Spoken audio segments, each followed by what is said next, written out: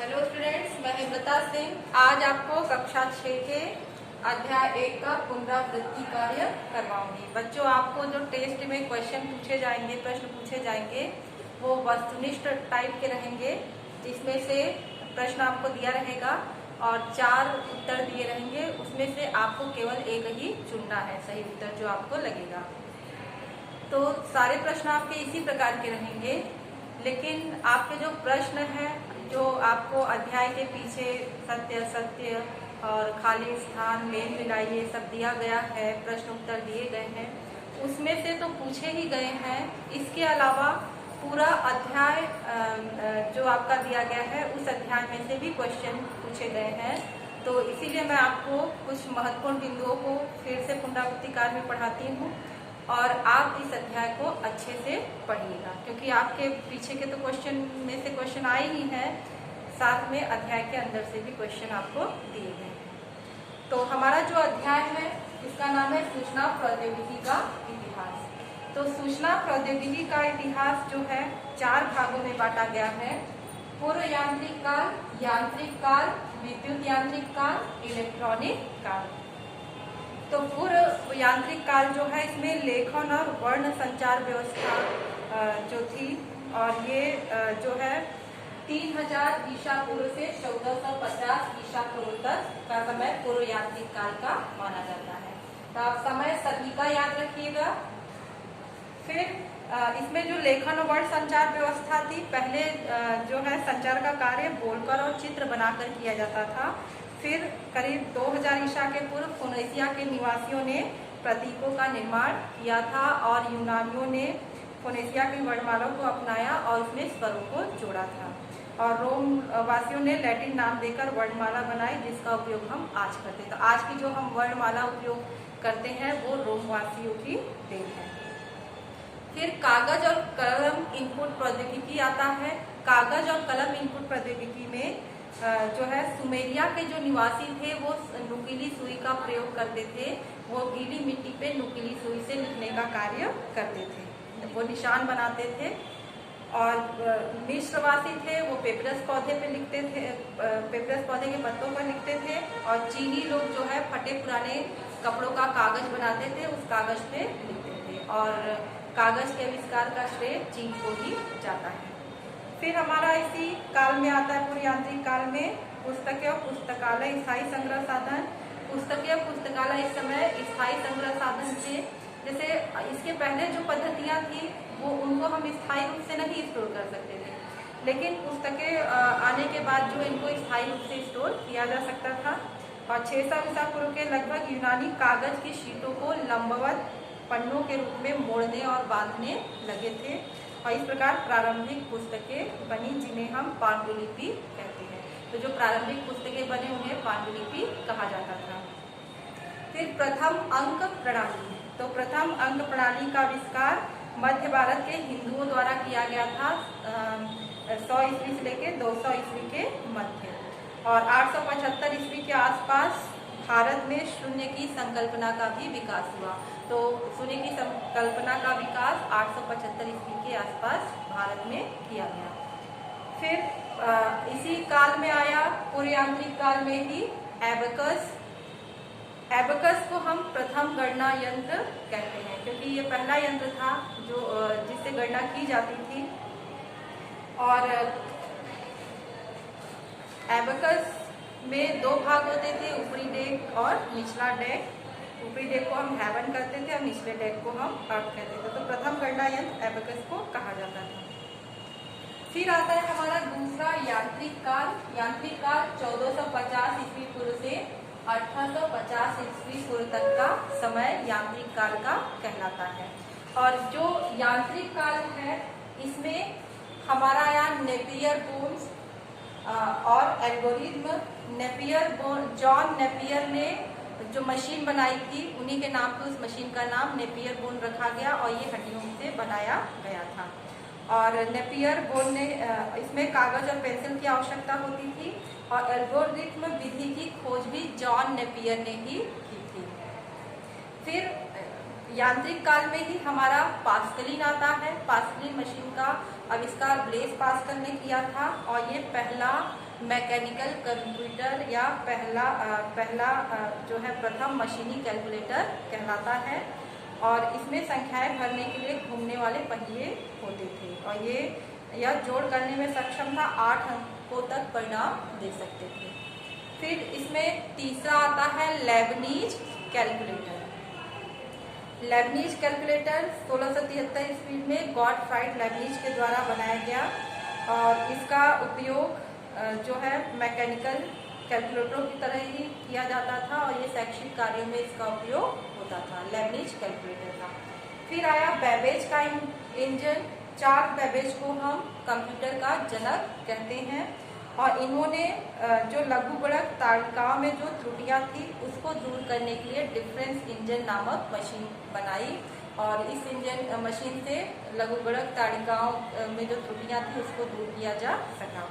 और फिर जो है कुछ संशोधन के बाद 1834 ईस्वी से सन 1336 ईस्वी के मध्य बेबेज ने दूसरी मशीन एनालिटिकल इंजन बनाई।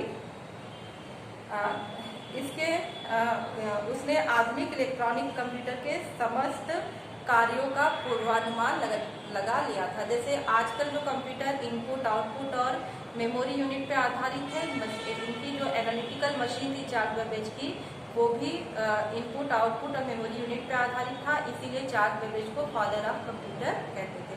उन्होंने कंप्यूटर तो नहीं बनाया लेकिन पूरा जो है रूपरेखा कंप्यूटर की बना दी थी, इसीलिए चार्ल्स बेबेज को हम कंप्यूटर का जनक कहते हैं। फिर इसमें एनालिटिकल इंजन के अलग अलग भाग थे, जैसे मिल या गणन इकाई, स्टोर जिसमें अंक चक्र के स्तंभ, इनपुट डिवाइस और आउटपुट डिवाइस थे। तो इनपुट डिवाइस के रूप में कार्ड रीडर का प्रयोग किया जाता था और आउटपुट डिवाइस के रूप में प्रिंटर या कार्ड पंच जो है प्रयोग करते थे।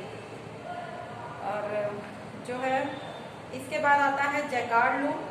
पंच कार्ड के द्वारा एनालिटिकल इंजन में गणनाओं को नियंत्रित करने का विचार मूल रूप से बेबेज का नहीं था, उसने यह विचार जैकार्ड लूप से लिया था। तो पंच कार्ड का उपयोग करने का जो विचार जो है कैसे लिया था चार्ल्स बेबेज ने, जैकार्ड लूप से।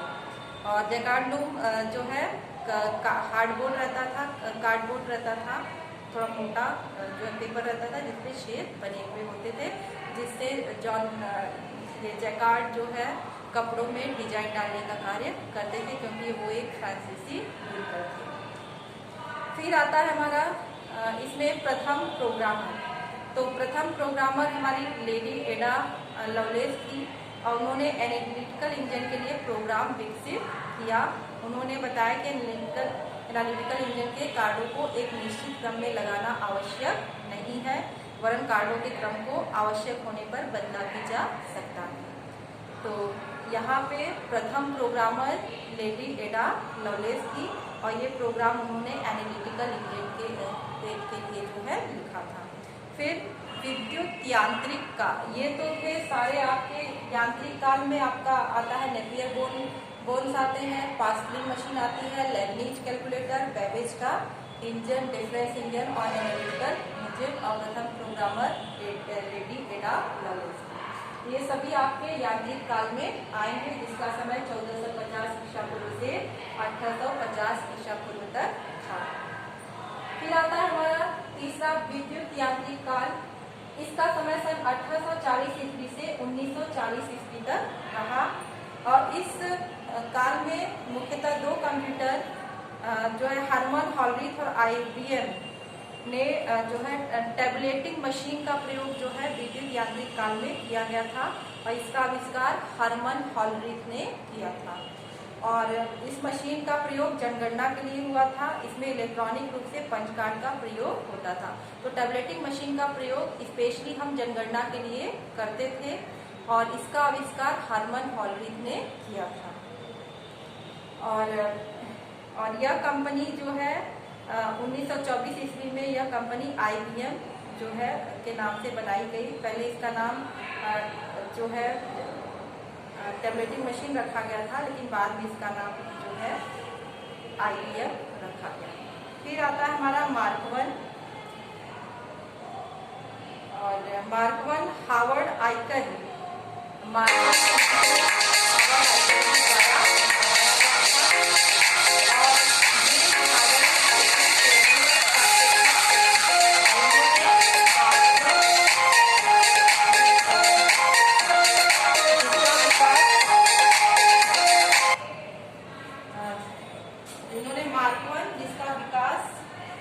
जनवरी सन 1942 ईस्वी में पूर्ण हुआ था।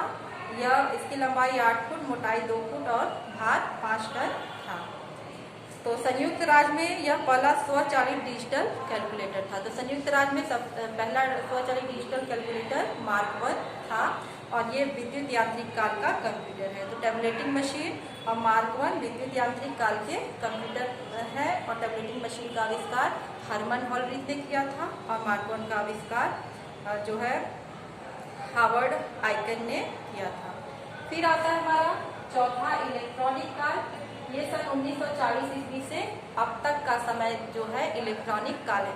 अब तक के जो कंप्यूटर है वो इलेक्ट्रॉनिक काल के कंप्यूटर कहलाते हैं। और इसमें आता है हमारा पहला electronic numerical integrator and computer. तो इसका आविष्कार जॉन प्रेस्पर एगर्ट और जॉन डब्ल्यू मूसली ने के द्वारा किया गया था, जिसको हम शॉर्ट में ENIAC कहते हैं। और ENIAC क्या था? इलेक्ट्रॉनिक काल का कंप्यूटर। ये जो है जॉन प्रेस्पर एगर्ट और जॉन मूसली के द्वारा इसका आविष्कार किया गया और ये पहला इलेक्ट्रॉनिक कंप्यूटर था। इसमें आधुनिक high speed electronic digital computer के सभी अवयव और संकल्पनाएं विद्यमान थी और इसमें मुख्य रूप से निर्वात ट्यूब का प्रयोग किया गया था। तो ENIAC में निर्वात ट्यूब का प्रयोग किया गया था। फिर दूसरा इसी इलेक्ट्रॉनिक काल में आया electronic discrete variable automatic computer, जिसे कि हम शॉर्ट में EDVAC electronic discrete variable automatic computer जिसका पूरा नाम है कहते हैं। और यह जो है मूसली एगर्ट के द्वारा बनाया गया था। यह प्रथम कंप्यूटर था जो प्रोग्राम स्टोर कर सकता था। इसके पहले कंप्यूटर प्रोग्राम को स्टोर नहीं कर पाते थे, वे उसी टाइम चलाए जाते थे। लेकिन जो है एडवेक जो था उसमें पहली बार प्रोग्राम स्टोर किया जा सकता था, जो मतलब पहली बार प्रोग्राम किसी कंप्यूटर में स्टोर किया जा सकता था। अगला है electronic delay storage automatic computer, जिसको कि हम शॉर्ट में EDSEC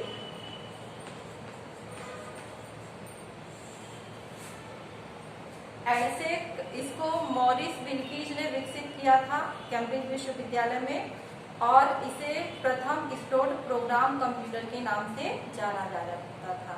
तो प्रथम स्टोर्ड प्रोग्राम कंप्यूटर जो है को EDSEC के नाम से हम जानते हैं। और यूनिवर्सल ऑटोमेटिक कंप्यूटर जिसे हम यूनिवैक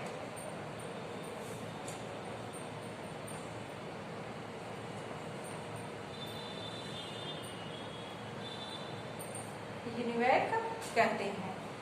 और यह पहला इमेज जनगणना ब्यूरो को सन 1991 ईस्वी में प्रदान किया गया वाणिज्यिक उपयोग हेतु यह पहला जनोपयोगी कंप्यूटर था। तो वाणिज्यिक उपयोग हेतु पहला जनोपयोगी कंप्यूटर जो था यूनिवैक था और यूनिवैक का पूरा नाम यूनिवर्सल ऑटोमेटिक कंप्यूटर है।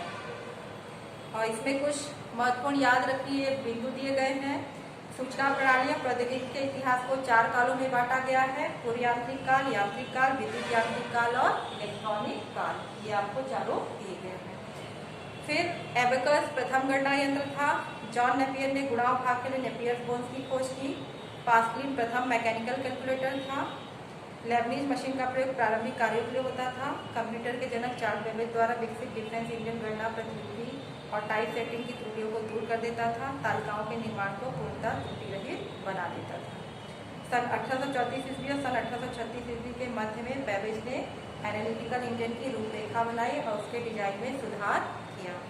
फिर एनालिटिकल इंजन में पंच कार्ड द्वारा डाटा को नियंत्रित करने का विचार जैकार्ड लूप से लिया गया था।